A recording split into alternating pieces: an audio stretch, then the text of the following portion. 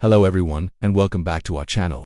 Today, we're venturing into the vast, sun-drenched savannas of Africa to meet one of the continent's most fascinating and misunderstood predators, the African wild dog. You might know them as painted dogs or Cape hunting dogs, and one look at their stunning mottled coats of black, yellow, and white tells you why. Each dog's pattern is as unique as a human fingerprint, but there's so much more to these animals than just their beautiful appearance. They are master strategists, incredibly social beings, and some of the most successful hunters in the animal kingdom. So, buckle up as we dive deep into the extraordinary lives of these painted wolves. First, let's talk about what makes a wild dog a wild dog. They are not the ancestors of our domestic dogs. They belong to their very own genus, like huon, which means wolf-like. One of their most distinctive features is their large, round ears, which look a bit like satellite dishes. These ears are not just for show. They're excellent for tracking sounds over long distances and for communicating within the pack. Unlike domestic dogs, they have only 4 toes on their front feet instead of 5. They are built for endurance, with long legs and a lean, muscular body designed for chasing prey over vast distances. An adult wild dog can weigh between 40 to 80 pounds, and they are perfectly adapted to a life on the move. The heart and soul of wild dog life is the pack. These are not solitary animals. They live in tight-knit family groups that can range from just a few individuals to over 40.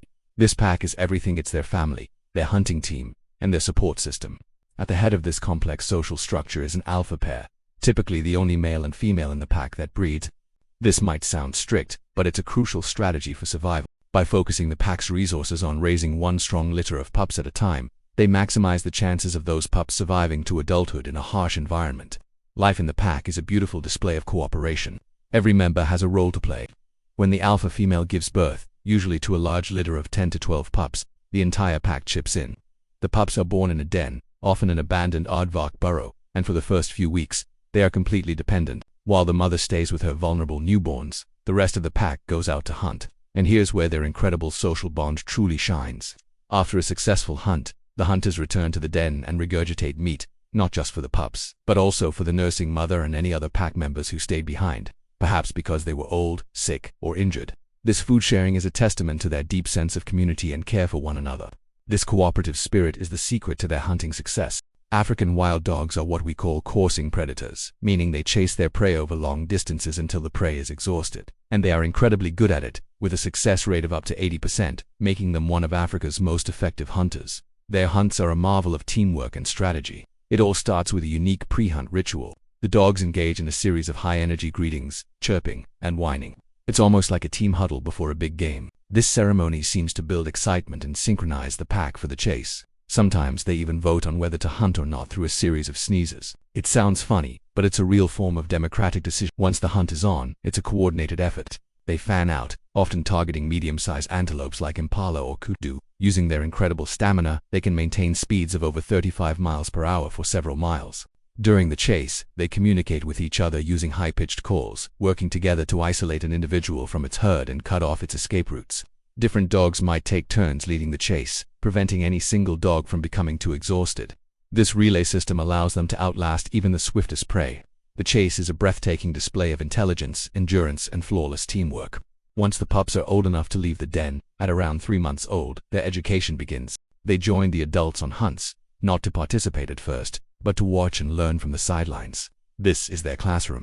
They learn how to read the signs of the savannah, how to identify prey, and how to coordinate with their packmates. A fascinating rule in the wild dog world is kids eat first. Even though the adult hunters have done all the hard work, the pups are given priority access to the kill. This ensures that the next generation gets the nutrition it needs to grow strong and secure the future of the pack. It's another powerful example of how their society is built around the success of the group, not just the individual. However, the life of a wild dog is far from easy. They face numerous threats. Habitat loss is a major one.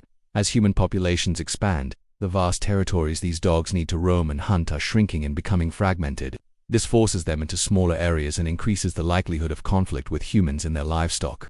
This often leads to retaliatory killings, which can decimate an entire pack. Wild dogs are also highly susceptible to diseases, like canine distemper and rabies, which can be transmitted by domestic dogs living near conservation areas. An outbreak can wipe out a pack in a matter of weeks. Their natural predators, lions and hyenas, also pose a significant threat.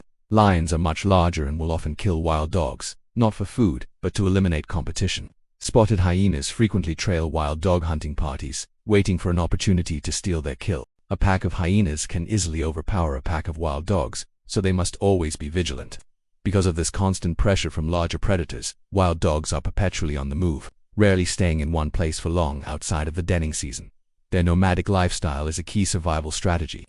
Sadly, due to all these pressures, the African wild dog is one of the most endangered mammals on the continent. It's estimated that only about 6,600 individuals are left in the wild, scattered across a handful of countries in southern and eastern Africa. Their populations are fragmented, making it difficult for different packs to interact and maintain genetic diversity. But there is hope. Dedicated conservation organizations are working tirelessly to protect these incredible animals. Their efforts include anti-poaching patrols, community outreach programs to reduce human-wildlife conflict, and vaccination campaigns for domestic dogs living on the borders of protected areas. Some conservation projects even involve reintroducing wild dogs into parks where they have historically lived. These reintroductions are complex and challenging, but when successful, they can establish new viable populations. By creating safe corridors for them to move between protected areas, we can help reconnect fragmented populations and give them the space they need to thrive. Supporting these conservation efforts is crucial if we want to ensure that the painted wolf continues to roam the African plains for generations to come. Their survival depends on our ability to coexist and protect the wild spaces they call home. So, the next time you see a picture of an African wild dog, I hope you see more than just a beautiful coat. I hope you see a highly intelligent, deeply social animal with a complex family life built on cooperation and care. They are a symbol of teamwork, resilience, and the untamed spirit of the African savanna.